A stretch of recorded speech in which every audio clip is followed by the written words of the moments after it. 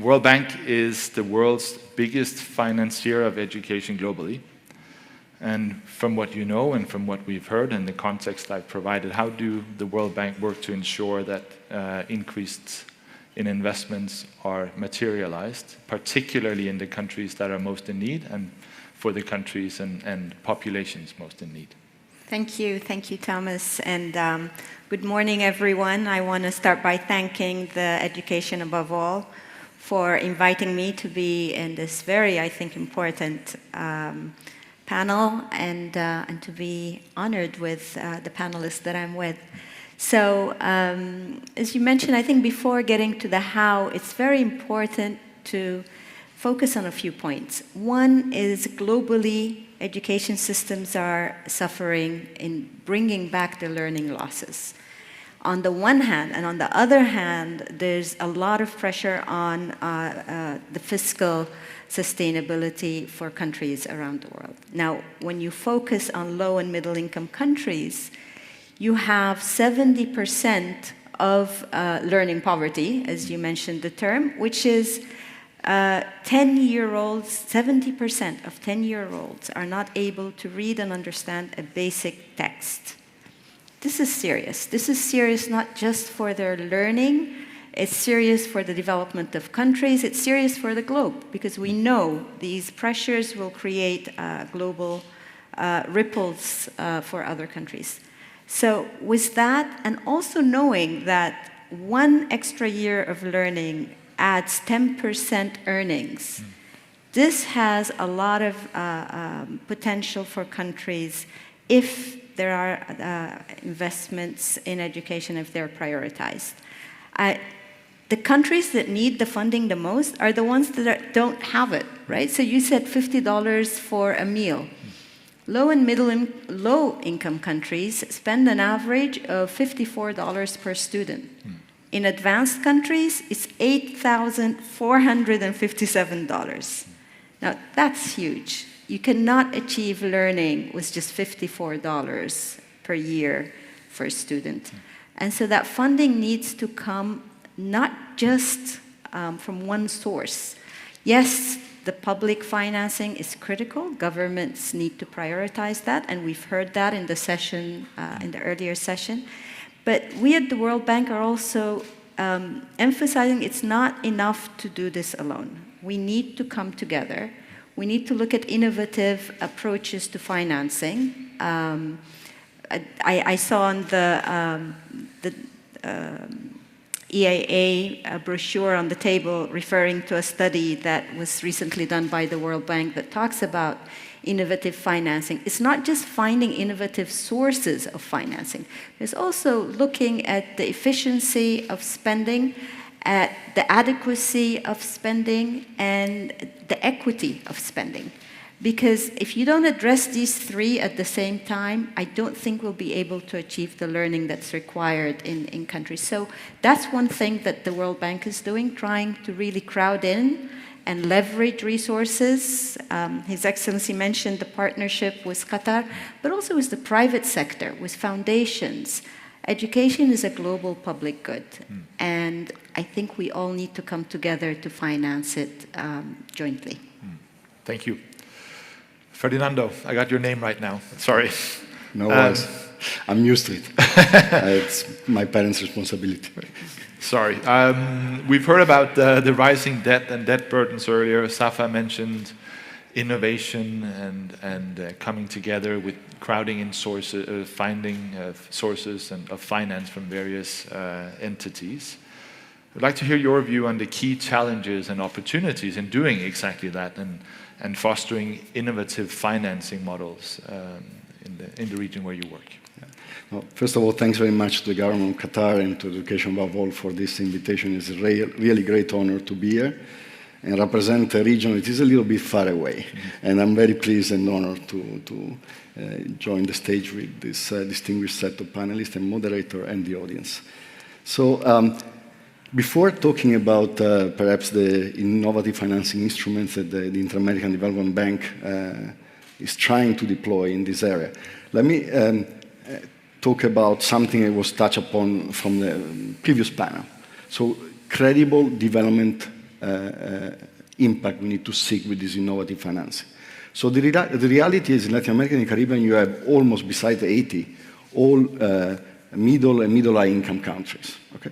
And they made a big effort in expanding investment in education last 20 years, going from around 3% of GDP of public expenditure, public investment in health to around 4.6. Now the issue also, Safa has mentioned, is that we put a lot of emphasis on access, but we forgot, or we were not so systematic in putting emphasis on outcome on learning. And that is our biggest challenge. If you think about in the region, in Latin America and the Caribbean region, 75% of kids age 15 don't meet basic competencies in math, and 55 in reading. And if you look at a very unequal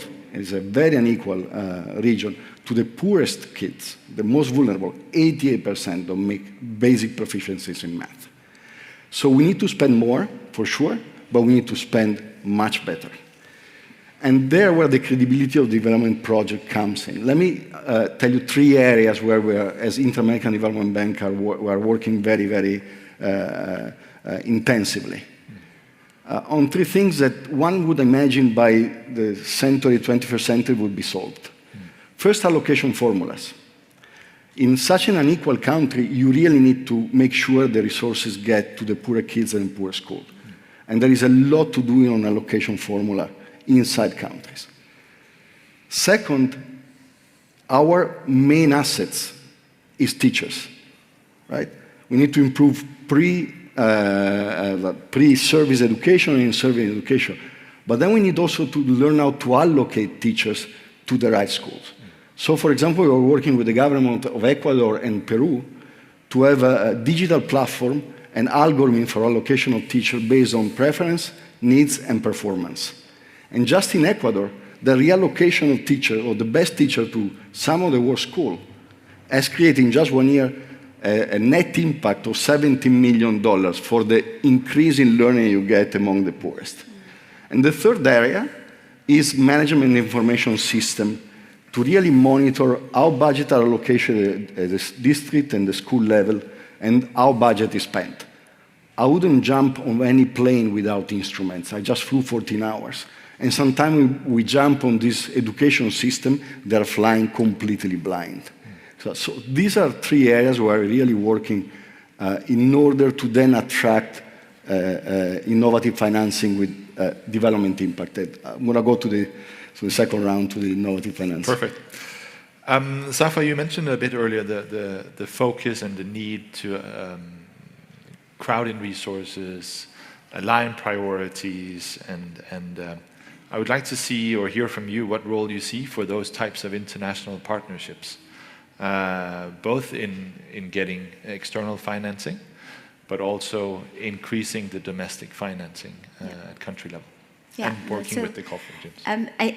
So the partnerships can be focused on education, but I think the partnerships can even be beyond that, because as you crowd in the private sector, for example, to boost the economy, boost investments through instruments that the World Bank is now introducing, guarantees, hybrid funding, so that to make it easier for the private sector to come and invest in a country, that would free up resources that can then be invested in education, right? So that's one aspect in terms of the financing tools that can be introduced.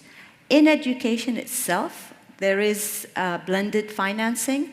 There is co-financing. So we have an MOU with the Islamic Development Bank that would look at co-financing projects. There's also an MOU with the Inter-American Development Bank that's focusing on digital education. And so I think that working together to help countries finance education, I think is absolutely critical. And so the more we can think of these tools, which the World Bank is very keen on promoting, the more countries will be able to address their learning challenges. Once you have your human capital, I think the countries can continue to rely on themselves and not necessarily on external support. Another important area in terms of partnerships is on knowledge, right? So we like to think of ourselves as a knowledge bank just as much as a financing bank. And by sharing experiences from around the world with countries on how to spend money more efficiently, if we can take the Ecuador example or a Brazil example, or now here, I think in the GCC, there are excellent examples of how they've handled COVID using online learning, to countries that have been struggling. That exchange, that inward, outward exchange of knowledge would also help countries support. So partnering doesn't necessarily have to be on the financing side, but partnering on the knowledge side, I think, is also very critical. Thank you. So turning back to you then, how does the Inter-American Development Bank then collaborate with other stakeholders to ensure efficiency in spending, but also adequacy and effectiveness at the same time? I want to pick up on what Safa just said. This year, the IDB is leading the Heads of MDB network. And my president said we need to work as a system, and I think we are really walking the talk. Partnerships are essential, particularly for regional bank that works with middle income countries. We don't have a lot of concessional funding. So let me give you 3 or 4 examples of innovative financing instruments, and I think Dr. Pupetto already spoke in the first panel about one of them. So for most vulnerable countries like Haiti, where we are working, partnership has been essential, and the role that Education Above All has played with the GPE, with the multiplier plus the grant of IDB, allow us this year to put together a package of $55 million. This is 3 times what the IDB have put in, against individual plans. Then let's speak about market-based debt swap. I'm not going to go too much in details because in the first panel we already talked about. IDB has been part with the policy guarantee of the Ecuador debt swap for conservation, but also in Belize and Barbados. And we are preparing 2 other deals, again, one in Ecuador and one in Barbados. Now, I hear a lot the health and education community say we can do that too. But I think there is something we need to crack. We need to put education priority at least as high as the climate change. Because politically, even for country, it's better to say they have a debt swap for conservation for climate. It's not so fancy to say they have a debt swap for education and health. And that is an issue that, as a development community, we need to address. And the third instrument, I think also Safa already mentioned, is we are open for business, for institutional investors. They want to sell guarantees to the IDB so that we can multiply our lending envelope. Now, multiplying the lending envelope is not enough because there is high debt and therefore limited absorption capacity. So we are also looking for philanthropies that donor can associate a concessional part to that. And finally, as I say, and Safa already mentioned, this year is the first year of implementation of the MOU with the World Bank, has been particularly important in Latin America, not just for the financing, but also for the knowledge part. And the same we are pursuing with the Islamic Development Bank because we have overlapping areas, Guyana and Suriname. So Thomas, can I just actually come in and mention 2 other things that I think are important. One, as you know, the bank is the largest financier of education around the world, as you mentioned. But I want to bring attention to IDA, which is the International Development Association.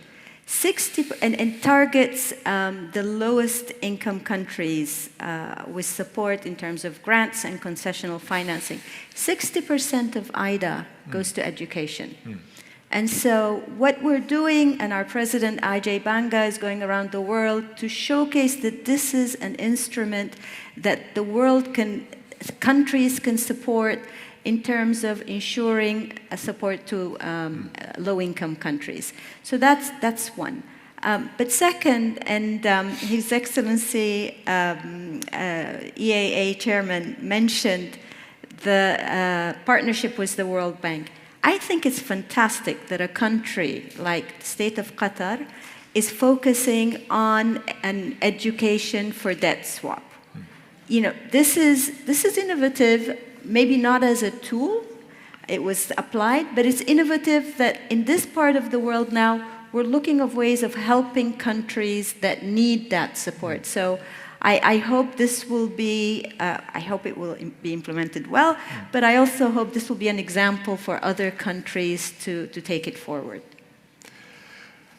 So we have a few minutes left, so I'll go off script and see if I can make you slightly uncomfortable. I think in education, everything has been a crisis for a number of years. We've had the COVID crisis, we've had the learning crisis, we've had many crises.